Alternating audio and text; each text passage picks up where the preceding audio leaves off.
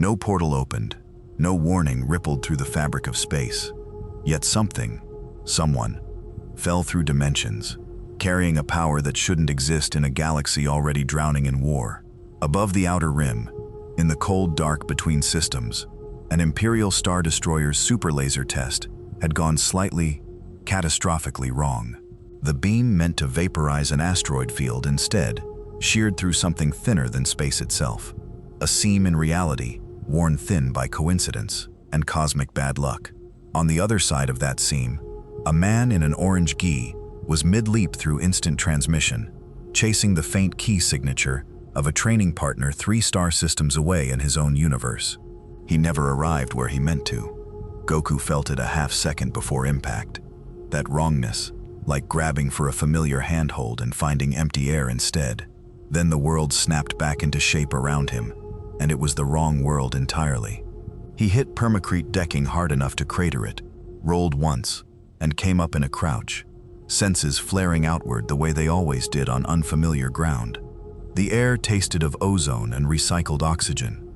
Overhead, a Durasteel ceiling stretched in geometric ribs toward a horizon of humming machinery. Rows of sleek, black-winged fighters sat docked in perfect formation, and directly ahead of him, 40 white-armored figures were already raising long-barreled rifles, their helmeted heads swiveling toward the smoking crater and the stranger standing in it. Goku blinked. Huh, that's new. He'd landed in the middle of an Imperial Star Destroyer's main hangar bay, the Devastator, mid-patrol along a hyperspace lane the Empire didn't officially acknowledge existed. Within its Durasteel belly, thousands of stormtroopers, officers, and pilots went about the business of galactic conquest, a machine of war on a scale Goku had never seen, not even facing Frieza's armada. There was no key here, not from the troopers, not from the officers barking orders into comlinks, not from anyone. Just absence and machines, and a strange cold hum in the air that felt like something without being key at all. Halt! Identify yourself! The voice crackled through a helmet speaker, distorted and flat. Goku raised his hands, palms out, the universal gesture of "I'm not here to fight." Though 30 years of experience told him that gesture rarely worked on soldiers this jumpy. Sorry, didn't mean to drop in like that. Little mix-up with my teleporting. Is there someone in charge I could talk to? I just need directions home. The response was a hail of blaster fire. Goku had faced energy attacks his entire life. Ki blasts, ion cannons, planet-cracking beams from tyrants who wanted him dead before breakfast. Blaster bolts, by comparison, moved like they were standing still. He didn't even need to power up. He simply wasn't there when the first volley arrived, blurring sideways between bolts with the loose, almost bored economy of a man swatting flies. 3 troopers found themselves disarmed in the same instant, their rifles skittering across the deck before they'd even processed that he'd moved. He hadn't hurt anyone. That mattered to him more than the confusion did. Look, I really don't want trouble, Goku said, holding up one of the confiscated rifles and turning it over with open curiosity. This is a weird gun. Doesn't even use ki. More troopers poured in from the hangar's side corridors, and above them, a company officer's voice screamed through the ship's comm system for a full lockdown. Goku sighed, the particular sigh of a man who recognized, with mild disappointment, that talking things out wasn't going to be an option today. He set the rifle down gently on the deck, as if apologizing to it, and rolled his shoulders. It was in the command tower above the hangar, watching through a viewport as 40 trained soldiers failed to lay a single hand on the intruder, that a presence far more dangerous than any trooper felt something shift in the currents of the Force. Darth Vader had been meditating in his chamber 3 decks up, cycling through the low mechanical rhythm of his own breath, when the disturbance hit him, not loud, not violent, but wrong, in a way he'd never encountered. It didn't ripple through the Force the way a Jedi's presence did, or a dying world's scream, or even the cold void where the Force simply wasn't. It was adjacent to the Force, a shadow standing just outside a doorway he could see through but not open. He rose without a word and began walking toward the hangar, his cape trailing black behind him, already certain of one thing: whatever had torn its way onto his ship was not something the Empire's usual protocols would contain. Below, Goku finished dismantling the trooper formation with the same easy warmth he might have shown sparring with Krillin. No malice, no wasted force. Just efficient redirection of one soldier into another, until the hangar bay was a tangle of dazed men and scattered weapons. He straightened, dusted off his gi, and looked around at the ship's cavernous interior with the frank, delighted curiosity of a man who'd just discovered an entirely new place to explore. "Okay," he said to no one in particular, floating a few inches off the deck to get a better look at the hangar's scale. "Definitely not Earth, not even close to any world I've seen." He scratched the back of his head, grinning despite himself, despite being stranded, despite the alarms still blaring red through the corridors. "Well, guess I'll figure it out as I go." Behind him, the blast doors at the hangar's far end hissed open, and a tall black shape stepped through. Breath rasping, mechanical, deliberate, drawn by a curiosity as sharp and cold as Goku's was warm. If you want to see more crossover battles and unexpected universe collisions, hit that subscribe button and drop the name of a character and universe you'd want to see in the comments below. Let's explore the infinite together. Neither of them knew it yet, but the galaxy's balance of power had just cracked down the middle, and the being responsible for it was smiling. The hangar bay fell silent, save for the groan of Durasteel settling and the distant wail of alarms still echoing through the Devastator's corridors. Goku turned to face the newcomer, and for the first time since crashing into this galaxy, something in him sharpened. Not fear, never quite fear, but the old familiar prickle of recognition. This one was different from the soldiers. Vader stopped 20 meters away, his cape settling around him like a closing curtain. Through his mask, the mechanical rasp of his breathing filled the comb space between them, slow and even, utterly unbothered by the wreckage of trooper bodies scattered across the deck. "You are not registered in any Imperial database," Vader said, his voice a modulated baritone that carried more weight than the words themselves. "Yet you dismantled a full security detail without drawing a weapon. Didn't need one." Goku floated back down to the deck, landing lightly, hands on his hips. "Hey, sorry about your guys. I didn't hurt them bad, just knocked them around a little. They started shooting before I could explain I'm not looking for a fight." He tilted his head, studying the black armor, the strange hollow presence radiating off the man like heat off a dying star. Not ki, not quite nothing either. "You're stronger than they were, I can tell that much. What are you?" It was, perhaps, the least intimidated anyone had been in Vader's presence in over a decade. Vader extended a gloved hand, and Goku felt something invisible close around his throat. Not ki, not physical, but a crushing pressure, trying to close his windpipe and lift him off the ground, the way Vader had ended 1,000 insubordinate officers before him. Nothing happened. Vader's hand remained raised, fingers curled, and Goku remained standing exactly where he had been, one eyebrow raised in polite confusion. Was that supposed to do something? For the first time in longer than he could remember, Darth Vader felt something close to surprise. The Force was his instrument, his weapon, the extension of his will into the physical world, and it had simply slid off the stranger, like water off Durasteel. He tried again, reaching deeper, willing the pressure to find purchase on the man's throat, his lungs, anything. Goku's brow furrowed slightly, more curious than concerned. "Okay, I can feel you're trying to do something. It's weird. Kind of like a ki attack, but not really. It's not really touching me, though." He rubbed the back of his neck. "Is that your power? The thing everyone here doesn't have?" Vader lowered his hand slowly. This was not possible. Every living thing in the galaxy generated the Force in some measure. Even the dullest, most force-blind bureaucrat could be choked, thrown, crushed by a will strong enough. This being stood before him, utterly unmoved, as though he existed one half step outside the web that bound the galaxy together. "You will come with me," Vader said instead, igniting his crimson lightsaber with a snap hiss that lit the hangar in bloody light. Willingly or otherwise, Goku's eyes flicked to the blade with genuine interest. Not fear, interest. The way a man might admire a well-forged sword. That's a cool weapon. It's like a keyblade, but contained? Huh. He settled into a loose stance, weight balanced, hands still open. "Look, I'm not trying to cause trouble. I got lost, that's all. But if you're gonna insist..." Vader moved. He was fast. Faster than any of the troopers. Faster than most things Goku had encountered even in his own universe among lower-tier fighters. Closing the 20 meters in a blur of black cloth and crimson light. The blade arcing toward Goku's shoulder, in a strike meant to end things in a single motion. Goku caught the blade between two fingers. The hangar went dead silent. Even the alarms, still blaring somewhere in the ship's bones, seemed to fade into background noise against the impossibility of the image. A lightsaber, a blade that could cut through Durasteel bulkheads and battle armor alike, held motionless between a stranger's thumb and forefinger, as though it were a falling leaf. "Careful," Goku said, not unkindly.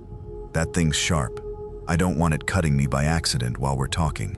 Vader poured everything into the blade, servos in his mechanical arms straining, the force itself lending weight to the strike, and the lightsaber did not move a centimeter. It was, Vader realized with a cold and unfamiliar feeling threading through his chest, the first time in 19 years that raw physical strength alone had been enough to stop him cold, with no force trick, no lightsaber mastery, nothing but casual, effortless muscle. "What are you?" Vader said again, and this time it was not a demand. It was closer to a question a man might ask, when the universe had just quietly rewritten one of its rules in front of him. "Name's Goku," he said, releasing the blade and stepping back, still smiling, still radiating that infuriating, guileless warmth. "I'm a Saiyan. I like fighting strong people, but I really am just trying to find my way home. You're strong. Stronger than anyone else on this ship. Easy. I'd love to spar properly sometime, when I'm not so lost and confused. But right now, I really do need to figure out where I am." Behind Vader, more troopers were arriving, rifles raised, awaiting only a word. Vader raised a hand to halt them, not out of mercy, but calculation. Whatever this being was, killing him in a hangar bay accomplished nothing. The Emperor would want to know of this. More than that, Vader wanted to know, a curiosity gnawing at him that he hadn't felt since his own apprenticeship, decades gone. "You will be brought before the Emperor," Vader said, deactivating his blade with a hiss. "Whether you cooperate is your choice, but know this, there is nowhere in this galaxy you can hide from us." Goku considered this, weighing the offer the way he might weigh a tournament invitation. "Emperor, huh? Sounds important. Sure, why not? I'll come along, long as nobody else starts shooting at me. And hey," he added, already drifting toward the door Vader had entered through, hands laced behind his head, "maybe on the way you can tell me more about that power of yours. I've got a lot of questions."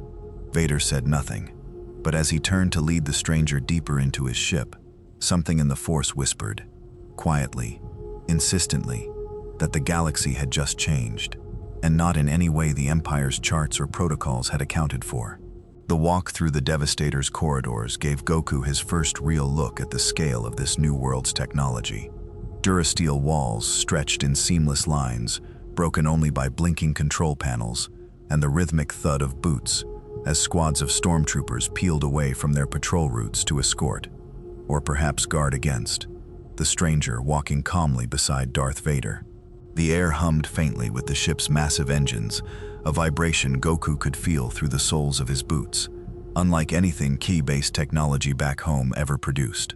"So how many of you are there?" Goku asked, peering through a viewport at the starfield beyond, utterly unbothered by the tension radiating from every trooper they passed. "On this ship, I mean.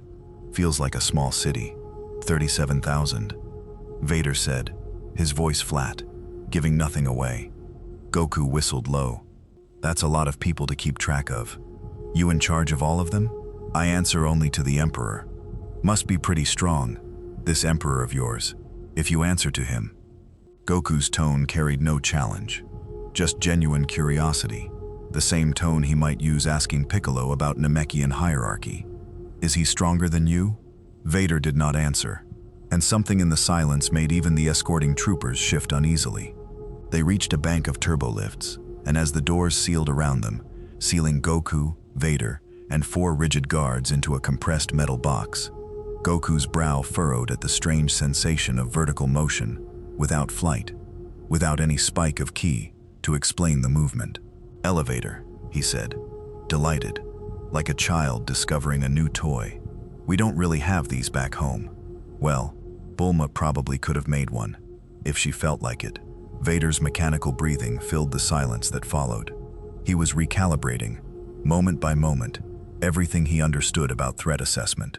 This being had disarmed 40 troopers without lethal intent, stopped a lightsaber strike with his bare fingers, and shrugged off a force choke that had ended the careers and lives of admirals far more disciplined than this stranger seemed to be. And yet, he spoke like a simple-minded wanderer, asking questions a child might ask, entirely unconcerned that he stood in the heart of the galaxy's most feared warship. It did not compute. Vader had learned, across 2 decades of service to the dark side, that power and cunning walked together in every being he'd faced worth fearing. This one seemed to carry unfathomable strength, wrapped in the guileless honesty of a farmhand. Or it is a mask, Vader thought, and a very good one. The turbolift doors opened onto a private hangar bay, smaller than the one Goku had crashed into, housing a sleek Lambda-class shuttle with folded wings and the Empire's insignia stamped across its hull. Vader gestured toward the ramp without a word. "We're leaving the ship?" Goku asked, already floating a few inches to peer at the shuttle's design with open fascination. "The Emperor is not aboard this vessel. You will be transported to him." "Cool. I've never seen a ship like this before. Well, I mean, Bulma's made spaceships, but nothing this fancy." Goku landed beside the ramp and ran a hand along the shuttle's wing, marveling at the cold metal. "Can I fly it?" "No." "Worth asking." They boarded, and within minutes, the shuttle detached from the Devastator's hangar and arced out into open space, the Star Destroyer shrinking behind them into a wedge of gray steel against the stars. Goku pressed his face nearly against the viewport, drinking in the sight of open space, unfiltered by any ship's hull, something he'd experienced before, flying under his own power far above Earth's atmosphere, but never quite like this, never with a horizon so utterly star-choked and endless. "This galaxy's busy," he murmured. "Lots of ships. Lots of everything, really. Back home, space is usually pretty empty, unless somebody's invading. Someone is always invading somewhere in this galaxy," Vader said. And for the briefest moment, there was something almost like dry humor beneath the modulated voice. Goku laughed, delighted. "Yeah, that sounds about right, actually." The shuttle's hyperspace jump came without warning, streaking stars blurring into long threads of light, and Goku's stomach lurched pleasantly at the sensation, entirely new to him despite a lifetime of instant transmission and flight. He grinned through it, unbothered, already turning the experience over as one more strange and wonderful thing about this world. When the ship dropped out of hyperspace above a planet wrapped in artificial light, Coruscant, a world Goku had no name for yet, its surface an unbroken skin of towers and traffic lanes stretching from pole to pole. He fell silent for the first time since arriving in this galaxy. "Whoa," he said softly. That's a whole planet made of city. Never seen anything like that." "The seat of imperial power," Vader said. "You would do well to mind your conduct here." "I always mind my conduct," Goku said, still staring down at the endless lights. "Mostly." The shuttle descended through layers of orbital traffic and atmospheric haze toward a palace complex at the world's center, a building of dark spires and imposing architecture that radiated the same cold, absent hum Goku had first felt in the hangar bay, but stronger here, concentrated, like standing near a fire whose heat he couldn't quite explain. "Someone strong is down there," Goku said quietly, all playfulness draining from his voice for the first time, replaced by the sharp, focused attention of a warrior sensing a real opponent. "Really strong, stronger than you even." Vader's helmet turned slightly toward him. "You can sense the Emperor? I don't know what you'd call it. It's not ki, but it's something, and it's big." Goku's grin returned, sharp-edged now, eager. "I think I'm gonna like this Emperor of yours."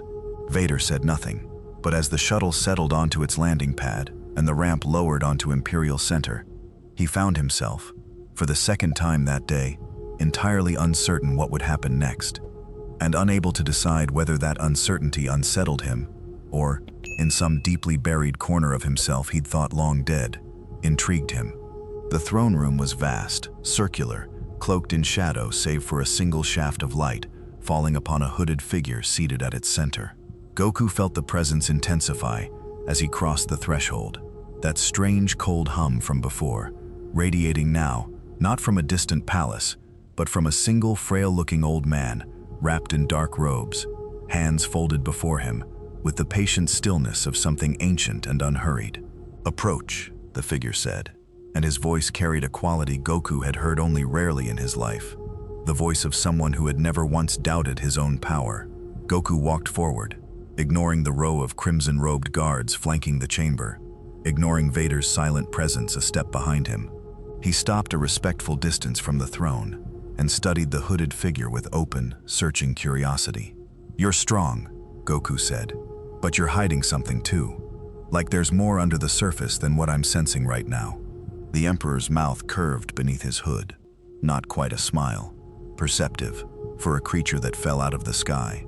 Yellow eyes opened, fixing on Goku with an intensity that made even Vader shift almost imperceptibly. "Lord Vader tells me you resisted the Force entirely. That should not be possible. Every living thing is bound to it." "I don't know about your Force," Goku said honestly. "I've got Ki.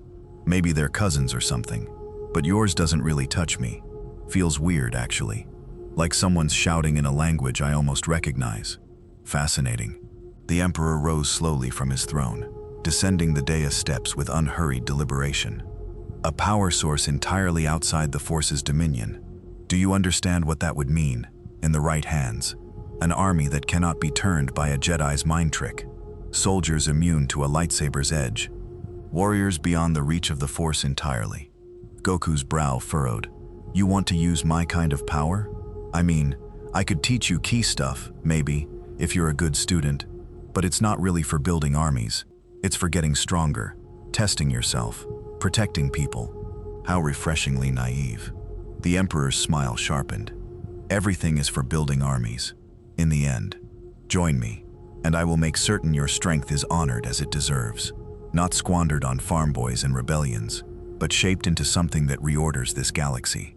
And there it was, the offer laid bare, wrapped in silk but unmistakable in its shape. Goku had met men like this before. Frieza had offered him a place at his side once too, in a different lifetime, on a different world, and the offer had smelled the same way this one did. Sweet on the surface, rotten underneath. "I don't think so," Goku said, without malice, without anger, just plain and simple refusal. "I don't fight for empires. I fight because I like getting stronger, and because sometimes people need protecting from guys like you." He rubbed the back of his head, almost apologetic. "No offense. You seem plenty strong. I'd actually love to spar sometime, just to see how strong, but I'm not going to be anybody's weapon." The temperature in the throne room seemed to drop. Vader's hand drifted, almost imperceptibly, toward his belt. "A pity," the Emperor said, voice gone soft and cold as Durasteel. "I had hoped you would prove reasonable." Lightning arced from the Emperor's fingertips, blue-white, crackling, a torrent of raw Force energy that had ended Jedi Masters in a single sustained blast, that had burned through shields and armor and flesh alike for 40 years of quiet, patient cruelty. It hit Goku square in the chest and did absolutely nothing. He blinked, glancing down at his unmarked gi with mild surprise. "Huh, tickles a little. That's a neat trick though. Didn't expect lightning." The Emperor's lightning cut off. For the first time in longer than even he could recall, Sheev Palpatine, master of the dark side, architect of an empire spanning 1,000,000 worlds, found himself with absolutely no response prepared. Goku took the silence as his cue. "Look, this has been interesting, but I really do need to find a way home. If you're not going to help with that, I'll figure it out myself." He turned, already walking back toward the chamber doors, radiating none of the tension crackling off every guard and officer in the room. "Thanks for the light show, though. And hey," he glanced back over his shoulder, grinning at Vader, "we should still spar sometime. That was a good lightsaber swing, even if I stopped it." He walked out of the Emperor's throne room without a single guard daring to raise a weapon, because every guard present had just watched the single most powerful being any of them had ever witnessed fail to so much as singe an intruder's clothing. Outside, in Coruscant's chaotic lower levels, An endless maze of traffic lanes, market stalls, and crowded walkways stacked 1,000 layers deep. Goku finally slowed, hovering above a crowded speeder lane, and allowed himself a long breath. He reached inward for the familiar thread of ki he used to anchor instant transmission, searching for any signature he recognized. Vegeta's sharp, aggressive pulse, Piccolo's steady green hum, even Chi-Chi's small, warm flicker back home. Nothing answered. No key existed anywhere in this galaxy that he could lock onto. No beacon to pull him back through whatever tear had brought him here. He was, for the first time in longer than he could remember, well and truly stuck. Okay, Goku said to himself, drifting down toward a crowded lower-level cantina, stomach growling loud enough to remind him he hadn't eaten since a training session 3 universes away. Guess I'm figuring this out the hard way.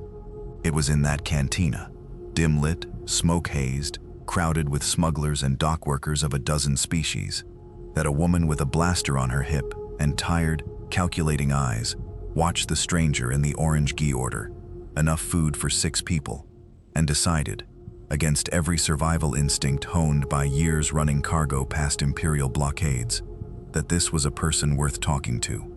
Her name was Rasha Ventori, captain of a battered YT-1300 freighter called the Wayward Coin, and she had survived 11 years running spice, weapons, and refugees past Imperial patrols by trusting exactly 2 things: her gut and her ship's hyperdrive.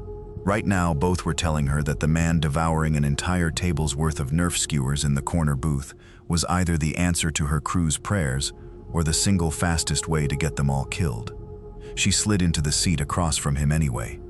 "You've got Imperial patrol chatter buzzing about a hangar incident on the Devastator," she said, keeping her voice low, one hand resting near her blaster out of habit, rather than real threat assessment. 40 troopers down, no fatalities, and a description matching a man in an orange gi who apparently caught Darth Vader's lightsaber with 2 fingers. She studied him over the rim of her drink. "That story true?" Goku looked up from his food, swallowing before he answered, manners his mother would have approved of at least. "Yeah, that's me. Sorry. Is that a problem? I really didn't mean to cause trouble. I just kind of fell into this galaxy by accident." Rasha blinked.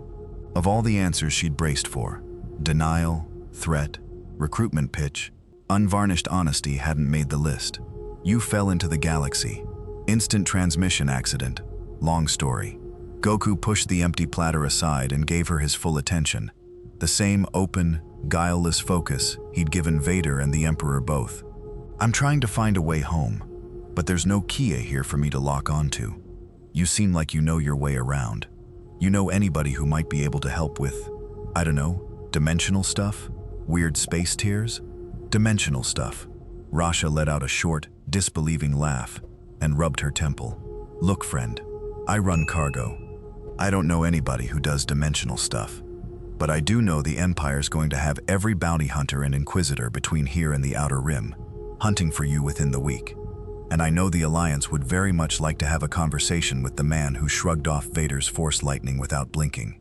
Goku's ears perked at that. The Alliance? What's that? Rebellion. Resistance. People trying to put an end to the Empire before it finishes turning this galaxy into one big prison block. Rasha leaned back, studying him with new calculation. "You said you needed help finding a way home. I can't offer that, but I can offer you people who might actually listen instead of trying to dissect you, and in exchange, maybe you help us not get killed by the Empire in the meantime. Sound fair?" It was, Goku reflected, a very reasonable trade. The kind Bulma might have negotiated, or Master Roshi in one of his rare practical moods. "Sounds fair to me. I like helping people, and it sounds like your Alliance needs it. Plus," he added, grinning, "maybe I'll run into strong fighters along the way. This Vader guy alone was worth the trip so far." Rasha shook her head slowly, already regretting, or perhaps not regretting at all, the decision she was about to make. "You're either the biggest fool I've ever met, or the answer to every prayer this crew's ever whispered. Come on, ship's 2 levels down. We move now, before Imperial intelligence finishes running your description through every database in the sector." The Wayward Coin was not an impressive ship by any measure Goku understood, though he had nothing to compare it to besides Bulma's gleaming capsule tech vessels and the sleek Imperial shuttle he'd ridden earlier that day. Its hull bore the scars of a dozen close calls. Its interior, a cramped maze of exposed wiring and mismatched panels, crewed by a Twi'lek engineer named Fen, who eyed Goku with open suspicion, and a Wookiee co-pilot who simply grunted and returned to pre-flight checks without comment. "Strap in," Rasha called from the cockpit as the ship's engines whined to life. "We've got maybe 10 minutes before Coruscant traffic control flags us for inspection, and I'd rather not explain why we've got a Force-immune fugitive sitting in our hold." Goku, who had never once in his life worn a safety harness for anything, sat obligingly in the offered seat and looked around the cramped hold with unguarded delight. This is a cool ship, smaller than the Empire's, but it's got more personality. He glanced toward the cockpit as the wayward coin lurched off the landing platform and threaded its way up through Coruscant's chaotic traffic lanes. "So where are we headed?" "Alliance rendezvous point. Coordinates classified until we're clear of the system," Rasha said, hands steady on the controls despite the tension radiating off every line of her posture. "Assuming command doesn't decide you're too dangerous to bring in at all." "They could try to stop me," Goku said, not boastfully, just stating fact the way he might comment on weather. "But I promise I'm not gonna hurt anybody who's not trying to hurt me first." Rasha glanced back at him, something in his tone, utterly without guile, without threat, without the calculated menace she'd learned to read in every dangerous man she'd ever ferried across the rim, settling some small, wary knot in her chest that she hadn't realized she was carrying. "Yeah," she said quietly, mostly to herself. "I think I actually believe that." As the ship hit the edge of Coruscant's gravity well, and the stars stretched into the familiar blur of hyperspace, Goku pressed his face to the viewport one more time, watching the galaxy's capital shrink into a single bright point behind them. Somewhere back there, he knew, Vader and the Emperor were already recalculating, already deciding what to do about the anomaly that had walked out of their throne room, unafraid and unclaimed. He didn't mind. Somewhere ahead was a rebellion that needed help, a galaxy full of strong fighters he hadn't met yet, and, eventually, he was sure of it, a way home. For now, that was enough. The Alliance rendezvous point turned out to be a hollowed-out asteroid, deep in a system whose name Goku immediately forgot. Its interior converted into a sprawling network of hangars, briefing rooms, and makeshift barracks that reminded him, oddly, of the lookout back home, a place built by people determined to hold the line against overwhelming odds. Pilots in orange flight suits moved between starfighters undergoing hasty repairs. Officers in worn uniforms pored over holographic star charts, tracking Imperial fleet movements with the exhausted precision of people who had been losing a war for a long time and refused to stop fighting it anyway. Mon Mothma herself came to the debriefing room to meet him, a composed, silver-haired woman whose calm exterior did nothing to hide the sharp calculation in her eyes as she studied the man Rasha's crew had brought in. "Captain Ventori tells me you resisted Lord Vader directly," Mon Mothma said, taking a seat across the table, flanked by two Alliance intelligence officers who hadn't stopped watching Goku since he'd walked in, and the Emperor's Force lightning as well. "That is difficult to credit, even given everything else we know about the galaxy's mysteries." "It's true," Goku said easily. "I don't really understand the Force thing you all keep mentioning, but whatever it is, it doesn't seem to work on me. My key's just different, I guess." "And this key," one of the intelligence officers cut in, leaning forward, "can it be weaponized, taught? If we could field even a squadron of soldiers with your resistance to Imperial Force users?" "No." Goku's answer came quick, firm, the first real edge Rasha had heard in his voice since the cantina. "Key isn't something you just hand out like equipment. It takes years of training, real training, not shortcuts. And even if I could teach it fast, I'm not going to turn people into weapons. That's not what I'm here for." The officer's jaw tightened, but Mon Mothma raised a hand before the conversation could sour further. "Forgive my colleague's eagerness. We are fighting an empire that commands more firepower than the entire rebellion combined, and desperation makes for poor manners." She studied Goku carefully. "What is it you're here for then, if not to fight for us?" It was a fair question, and Goku considered it seriously. the way he considered most things. Simply, honestly, without political calculation. Honestly, I just want to find a way home. But while I'm stuck here, I don't like watching people get hurt by bullies who think they're untouchable. Your empire sounds like it's full of that kind of person. So yeah, I'll help. Not because I'm signing up for your army, but because it's the right thing to do. Something in Mon Mothma's expression softened, just slightly. The particular fatigue of a woman who had spent years negotiating with generals and politicians for scraps of aid, encountering someone who offered help without demanding a price in return. That is more honest than most allies we recruit, Master Goku. Just Goku's fine. Very well, Goku. She folded her hands on the table. We have a mission that may test the sincerity of that offer rather quickly. Imperial intelligence believes construction is nearing completion on a weapons project of unprecedented scale. We do not yet know its full capability, only that it is being built in secret at a shipyard near the Outer Rim, and that if completed, it may render conventional resistance meaningless. Her eyes were steady, grave. We call it, for lack of better intelligence, the Death Star. Goku frowned slightly. A weapon that big enough to worry an entire rebellion. That's a lot. What's it do? We don't know, the second intelligence officer admitted. Only that, whatever it is, the Empire is willing to dedicate staggering resources to its completion. We need eyes on that shipyard. Reliable eyes. Ones that can survive contact if things go wrong. Rasha, standing near the door with her arms crossed, spoke up before Goku could answer. You're asking him to walk into an active Imperial shipyard on a hunch. I'm asking him to help us learn what we're truly facing, Mon Mothma corrected gently, before it's too late to prepare for it. Goku was already nodding, some old familiar hunger stirring behind his eyes. Not bloodlust, never that, but the pull of a genuine challenge, a mystery worth solving, danger worth meeting head-on. Sounds important. I'm in. Where do I start? Mon Mothma exchanged a glance with her officers before answering. We'll pair you with an operative already embedded near the construction site. Someone with local knowledge you'll need, given you know nothing of this galaxy's protocols or technology. A faint, almost wry note entered her voice. I suspect she will find your particular talents either invaluable or deeply alarming, possibly both. It was 3 days later, aboard a transport bound for the Outer Rim shipyard coordinates, that Goku found himself paired with a sharp-eyed Alliance operative named Jin Sorel, a former Imperial engineer turned defector, whose knowledge of Death Star-class construction protocols made her invaluable, and whose barely concealed skepticism toward the wild stories about the Force-immune stranger made the early hours of their partnership tense. You really stopped a lightsaber with your fingers, she said flatly, studying him across the transport's narrow cabin, arms crossed.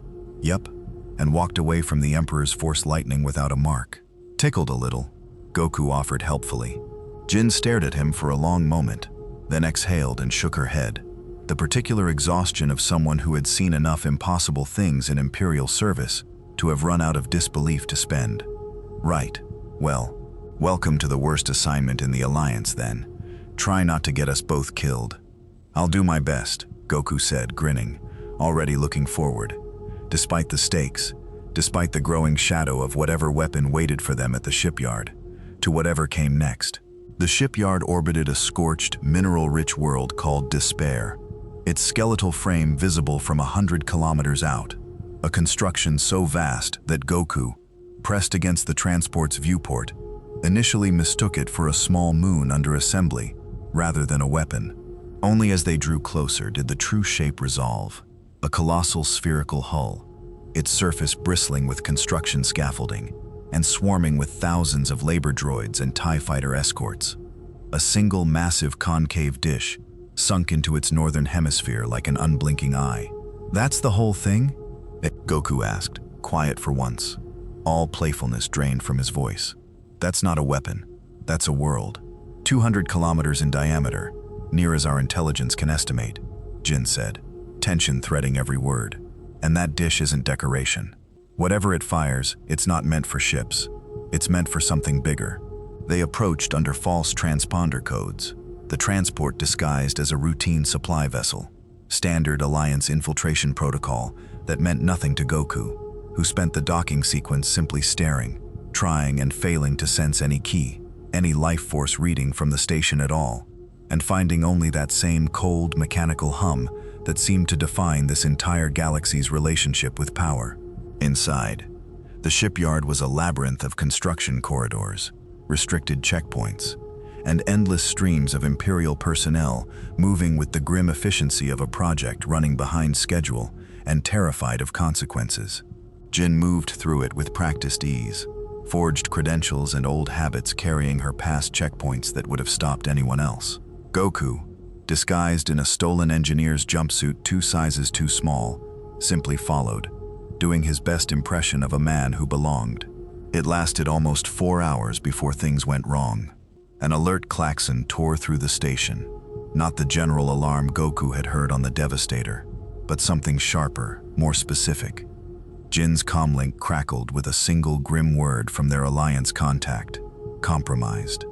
Bounty hunters, Jin hissed, pulling Goku into a maintenance alcove as a squad of armored figures swept past the corridor's far end. Not stormtroopers, but a rougher, more varied collection of mercenaries, their armor a patchwork of trophies and modifications, weapons drawn and scanning. Word's been spreading since Coruscant. Jabba's put a bounty on you large enough to retire on. Every hunter in the sector's been hunting for a lead. They found one, Goku observed, watching through a gap in the alcove's paneling as the hunters fanned out, clearly working from a tip rather than a random sweep. They found us, Jin corrected grimly, which means someone on this station sold information, and now we've got maybe minutes before this whole shipyard goes into full lockdown. Goku's expression sharpened into something calmer, more focused. Not fear, but the settling clarity of a warrior recognizing that the fight had simply arrived early. I can handle them. You keep gathering intel. I'll make sure nobody bothers you while you do. Goku, this isn't some hangar full of stormtroopers. These are professional killers with... He was already gone, stepping out of the alcove with the same loose, easy stride he'd used walking into the Emperor's throne room, unbothered and entirely present. The first hunter, a heavily modified gank mercenary wielding twin blaster rifles, got off exactly 1 shot before Goku closed the distance, disarmed him with an open palm, and left him slumped unconscious against a bulkhead, weapons scattered and useless. The second and third came at him together, one with a vibroblade, one with a net launcher clearly designed for live capture rather than kill. Jabba's payment, Goku correctly surmised, required delivery, not confirmation of death. He made quick, careful work of both, mindful the way he always was to pull his strikes to something short of lethal, treating the fight less like a battle and more like an obstacle course of overconfident, outmatched opponents. It was the fourth hunter who gave him pause. A lean, silent figure in scorched Mandalorian-style armor, wrist-mounted flamethrower, and rocket pack humming with restrained power, who studied Goku for a long moment before speaking through a modulated vocoder. "You're worth more than my last 20 contracts combined," the hunter said, almost admiring, raising a wrist blaster with unhurried precision. Let's see if the stories hold up. The exchange that followed was, by a wide margin, the most entertaining fight Goku had found in this galaxy so far. The hunter fast, creative, willing to use every dirty trick his armor's arsenal provided, forcing Goku to actually move with purpose rather than idle amusement. Rockets, flame bursts, a whipcord meant to bind and drag. None of it landed, but all of it required real effort to avoid, and Goku found himself grinning wide, genuinely enjoying the challenge, for the first time since he'd fallen into this galaxy. "You're pretty good," Goku said, ducking beneath a flame arc and closing the distance in a blur. "Best fight I've had here so far. Wasn't planning on losing," the hunter said, right before Goku's palm strike sent him sprawling, armor sparking, rocket pack sputtering uselessly against the deck. By the time Jin emerged from the data terminal she'd been raiding, datapad clutched tight against her chest. The corridor was littered with unconscious mercenaries and scorched deck plating, and Goku stood in the center of it, entirely unmarked, looking faintly disappointed the fight hadn't lasted longer. "We need to move," Jin said, breathless, already pulling him toward the extraction point. "I got what we came for. It's worse than anyone thought. That dish isn't a weapon that fires on ships or fleets. It's built to fire on planets. Full destruction, single shot. Goku's grin faded, replaced by something graver, more focused. The same expression he wore whenever a threat finally revealed itself as something worth true concern. A weapon that kills a whole world. He glanced back once toward the shipyard's massive dish, visible through a viewport as they ran. Okay? Yeah. That's a problem I need to deal with. Behind them, alarms shifted from search and capture to full lockdown. And somewhere aboard the station, a familiar dark presence, drawn by reports of a Force-immune stranger cutting through Jabba's hired killers, turned his attention toward Despair's shipyard with cold, deliberate purpose. They made it 3 corridors from the extraction bay before the temperature seemed to drop, before the low hum of the station's machinery was joined by something Goku had felt only twice before in this galaxy, once in a hangar bay, once in a throne room.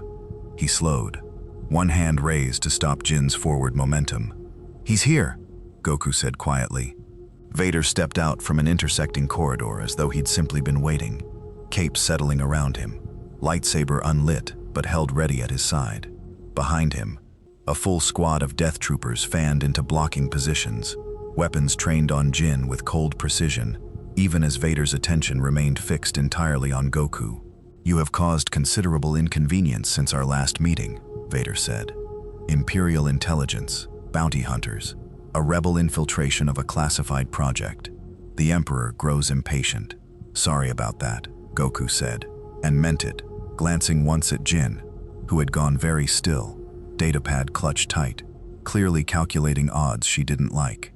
"You should let her go, though. She's not part of this. I mean, she is. But this is between you and me, right?" "Nothing is between us," Vader said. "You defied the Emperor's offer. You have now interfered directly with Imperial military capability. There is only one resolution remaining." He ignited his lightsaber, the crimson blade throwing harsh light across the corridor's gray walls. And this time, there was no testing strike, no measuring blow. Vader came at him with the full weight of 2 decades mastering both the blade and the Force. A storm of strikes meant to overwhelm through sheer relentless pressure, rather than any single decisive blow. Goku met him without powering up, without any visible effort, deflecting and redirecting each strike with his forearms, his palms, the same casual economy he'd shown in the hangar bay. But this time, he was moving, truly moving, matching Vader stride for stride down the corridor, as the Sith Lord pressed his attack with mounting, barely contained fury. "You're better than last time," Goku said, ducking under a horizontal slash and countering with a light tap to Vader's shoulder plate that sent the larger man staggering half a step. "Good. I was hoping you would be." Vader said nothing, channeling the Force into his strikes now, lightsaber humming with power lent by an anger he rarely allowed himself to fully indulge. And still, it wasn't enough. Every strike Goku turned aside carried the frustrating, impossible sense of hitting something both immovable and entirely uninterested in ending the fight quickly. They broke apart near a viewport overlooking the shipyard's construction bays, and Vader's breathing, already mechanical, already labored, carried a new edge of genuine strain. "Why do you resist so completely?" Vader demanded. "Join the Emperor, and this power you hold could reshape the galaxy in your image rather than mine." "Because that's not what strength is for," Goku said. And for the first time since arriving in this galaxy, something like real seriousness settled into his voice, stripped of playfulness entirely. "I've met guys like your Emperor before. Guys who think being strong means everyone weaker belongs to them. It doesn't work that way. Not where I'm from, not here either." He met Vader's masked gaze steadily. "You're strong too, really strong, but you're using it to keep people afraid instead of protecting them. That's the part I don't get." Something in Vader went very still, a stillness that had nothing to do with combat readiness, and everything to do with a memory buried under 19 years of mechanical breath and dark side discipline. A memory of a boy who once believed strength existed to protect, not to conquer. "You know nothing of what shaped me," Vader said, low and dangerous. "Maybe not," Goku admitted, "but I know what I'm looking at right now, and I don't think you're as far gone as you want everyone to believe." For a single, suspended moment, Vader did not move, did not attack, and Jin, still pinned by death troopers 20 meters back, watched something pass between the two combatants that she could not name but recognized instinctively as significant. A crack of hesitation in a man she'd been trained since childhood to fear without question. Then the moment broke. Vader raised his lightsaber once more, and behind his mask, whatever flicker of doubt had surfaced, buried itself beneath old, practiced resolve. Enough talk. He came at Goku with everything he had left. Force-augmented speed, the full weight of the dark side channeled into every strike, and Goku, finally, truly engaged for the first time since arriving in this galaxy, met him blow for blow, matching the Sith Lord's fury with his own controlled, overwhelming power, the corridor's viewports cracking from the shockwaves of near misses and deflected strikes. It ended when Goku caught Vader's blade arm mid-swing, twisted with exact, calculated precision, and sent the lightsaber spinning from his grip to clatter uselessly across the deck. Vader stood disarmed, chest heaving through his respirator, staring at the stranger who had just, definitively, without lethal intent, beaten him. Goku did not press the advantage. He simply stepped back, hands open. "You're stronger than you're using right now. I don't know what's holding you back, but it's not power. I can tell that much." He glanced once toward Jin, and the death troopers, still holding position, weapons raised, but uncertain now, awaiting orders that hadn't come. "Let us go. I don't want to hurt anyone here, and I think you don't really want to keep fighting me either." Vader's silence stretched long enough that even the death troopers shifted uneasily. Then, with a small, almost imperceptible gesture, he lowered his hand, and the troopers stood down. "This is not finished," Vader said quietly, retrieving his lightsaber from the deck with mechanical precision. "Go, but know that what you have seen here, the Death Star's true purpose, the Emperor will not allow to reach the Alliance unanswered." Goku nodded once, gravely, already turning to help Jin toward the extraction bay. "I figured. Guess I'll be ready then." Behind them, alone in the corridor, Darth Vader stood motionless for a long moment, staring down at his own gloved hand, turning over something he had not allowed himself to feel in nearly 2 decades. Not defeat, but the strange, unwelcome ghost of a question he'd thought long buried. What if strength had been meant for something other than this? The Alliance war room on Yavin 4 was chaos, given structure. Pilots sprinting toward briefing halls, technicians running final diagnostics on X-Wing squadrons, officers relaying last reports from scouts who had watched, in grim silence, as the Death Star dropped from hyperspace at the edge of the system, with the unhurried confidence of something that no longer needed to hide. Jin's intelligence had bought them weeks, not victory. Time enough to locate a single, narrow vulnerability in the station's design. A thermal exhaust port 2 meters wide, leading directly to the reactor core. The kind of flaw that only existed because something built at that scale, in that time, could never be made perfect. Time enough to plan a strike. Not enough, everyone in that war room understood, to guarantee it would work. "Full assault wings launching in 10 minutes, General Dodonna said, addressing the assembled pilots with the grim calm of a man who had already accepted the mission's odds and refused to let that acceptance show.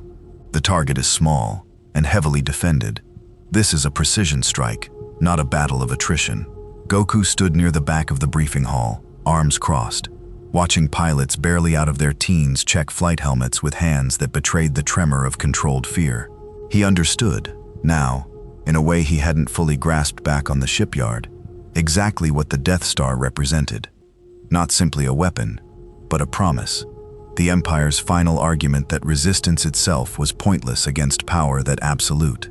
"I'm coming with you," Goku said, stepping forward as the briefing broke, and pilots began filing toward the hangar.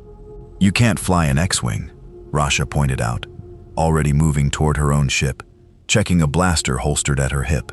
"And even if you could keep pace with a starfighter squadron under fire, that trench run needs precision timing, not raw strength. I'm not planning to fly one." Goku's eyes were fixed on the swelling shape of the Death Star through the hangar's open doors, visible now even from the moon's surface, a gray moon-sized eye rising over Yavin's horizon. "I'm going to be there when it matters. That's enough." Jin caught his arm before he could move toward the hangar's edge. "Whatever's waiting for you up there. Vader, worse. You don't have to do this alone." "I know." Goku smiled at her, warm and certain in a way that steadied something in her chest, despite everything. "But some fights, I've got to meet head on. This one's mine to finish." The battle above Yavin 4 unfolded in a chaos of green and red blaster fire, X-wings weaving between TIE fighter squadrons in the vacuum of space, while, deep within the Death Star's superstructure, the station's super laser cycled toward full charge, aimed squarely at the moon and the rebel base it sheltered. Goku, riding a borrowed cloud technique that left even Rasha's veteran pilots staring in disbelief through their cockpit viewports, closed the distance to the station's surface faster than any starfighter squadron, weaving through turbo-laser fire with the same effortless ease he'd shown dodging blaster bolts in a hangar bay days earlier. He found Vader waiting for him at the mouth of the primary docking bay, lightsaber already ignited, flanked by a full company of death troopers who parted at a single gesture from their commander. "I told you this was not finished," Vader said. "Figured you would." Goku settled into a ready stance. The playful warmth from their earlier meetings burned away entirely now, replaced by grim, focused clarity. "But I don't have time to fight you properly today. That laser's gonna fire soon, and a whole moon full of people are gonna die if I don't stop it." "Then you have already lost," Vader said. "The station's defenses cannot be breached by strength alone. Even you." It was, Goku realized with mounting urgency as he broke past Vader. Not fighting him fully, simply moving with overwhelming speed through the docking bay's chaos, while the Sith Lord pursued. True in a way that frustrated him more than any physical opponent ever had. The reactor core lay buried behind kilometers of shielded superstructure, armored bulkheads no fist or ki blast alone could punch through fast enough. Not with the super laser's charge cycle counting down in every officer's tense report he overheard as he ran. It was Jin's voice, crackling through a comlink Rasha had insisted he carry, that gave him the answer. "The exhaust port," she said, breathless, reading data, even as X-wings died around her in the trench run outside. "It's the only way in fast enough, but it's a 2-meter target, and our pilots keep missing the shot." Goku understood, in that instant, exactly what was needed. Not brute strength thrown blindly against durasteel, but precision, speed, and a straight, unwavering line through a hole barely wider than his own shoulders, moving faster than any starfighter's targeting computer could track. He broke from Vader entirely, blurring past startled death troopers, and out through a maintenance breach into open vacuum, and dove. The trench run stretched below him, a canyon of gray superstructure lit by the desperate crossfire of dying X-wings, and at its end, the narrow black mouth of the exhaust port, smaller than a target he'd ever attempted, moving at a speed that would have obliterated an ordinary pilot's reflexes entirely. Goku poured everything he had into a single, focused burst of ki, shrinking his aura down to a blade-thin point of concentrated force, and threaded the shot with the same precision he'd once used, splitting a single hair with a ki blast during training with Whis, years and universes away.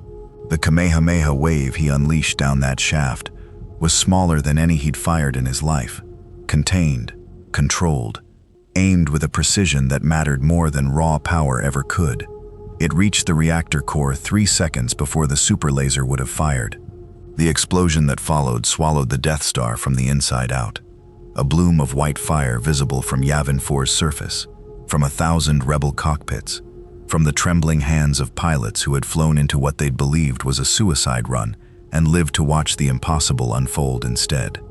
Goku, caught at the edge of the blast radius, rode the shockwave outward on instinct alone, tumbling through debris and fire until he broke into open space, battered, scorched, alive, and, somewhere behind him in the wreckage, he knew without needing confirmation that Vader had escaped, pulled clear by instincts, honed across decades of surviving worse. The galaxy's greatest weapon was gone, and high above Yavin 4, amid the wreckage and the cheering, disbelieving voices flooding every rebel comm channel, Goku hung in the vacuum of space, breathing hard, victorious, and further from home than he had ever been in his life. The celebration on Yavin 4 lasted long into the night, pilots and technicians and ground crew spilling out of the ancient temple's stone corridors to fill the jungle air with cheers, laughter, and the particular disbelieving joy of people who had woken that morning expecting to die and instead found themselves alive, victorious, and utterly unprepared for what came next. Goku sat near the edge of it all, a plate of unfamiliar rations balanced on his knee, watching Rasha and Jin and pilots he'd known for barely a week embrace each other amid bonfires and starlight. He had done what he came here to do, more than he'd ever intended, if he was honest with himself. He'd found strong opponents, protected people who needed protecting, and stood against a tyranny that reminded him, in its coldest moments, of every version of Frieza and Cell and Majin Buu he'd ever faced across a lifetime of battles. That part, at least, felt right. Felt like something worth the strange detour his life had taken. But he was still stranded. Still without a key signature anywhere in this galaxy to anchor an instant transmission home. "You're thinking too hard for a guy who just blew up a planet killer," Jin said, dropping down beside him with 2 cups of something warm and bitter that passed for celebratory drink among rebel quartermasters. "Just thinking about home," Goku admitted. "My family's probably wondering where I went. Chi-Chi's gonna be furious." He managed a small grin despite himself. "Worth it though. I got to fight some really strong people. You could stay," Jin offered, though her voice carried the weight of someone who already suspected the answer. "The Alliance could use someone like you.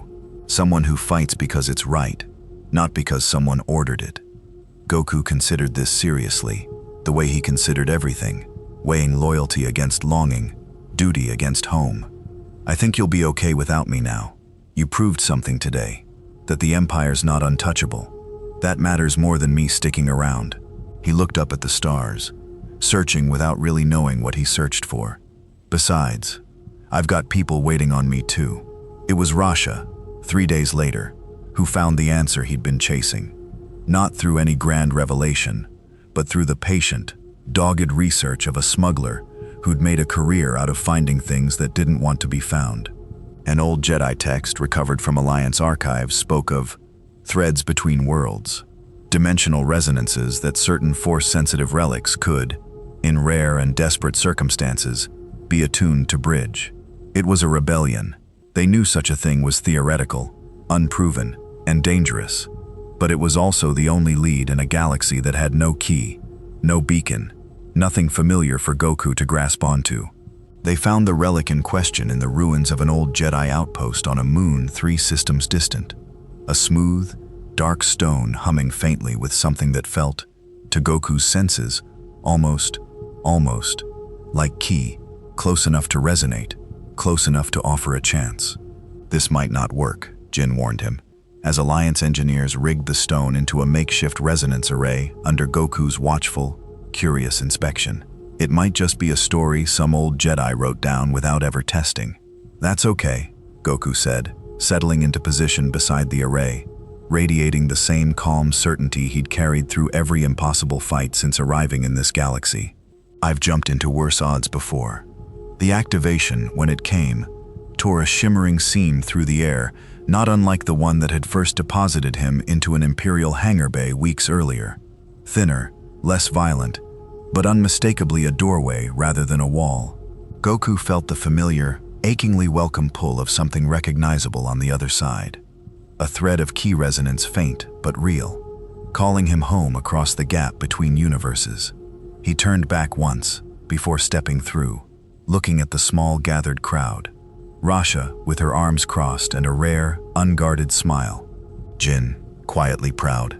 Even Mon Mothma, who had come personally to witness the departure of the stranger who had, in a few short weeks, changed the course of a galactic war. "Thanks for everything," Goku said. "You're all strong, in your own way. Keep fighting the good fight." "You too," Rasha called after him, "wherever home is." He grinned, raised a hand in farewell, and stepped through the tier in reality. And the seam sealed shut behind him with a soft, final shimmer, leaving Yavin 4's jungle air quiet once more, save for the distant sound of pilots, still celebrating a victory that had, in truth, always belonged as much to the man who was gone as to those he'd left behind. Far across the galaxy, in a fortress of black stone, Darth Vader stood alone at a viewport, staring out at stars that no longer held the anomaly that had, however briefly, cracked something open in him he had thought sealed forever.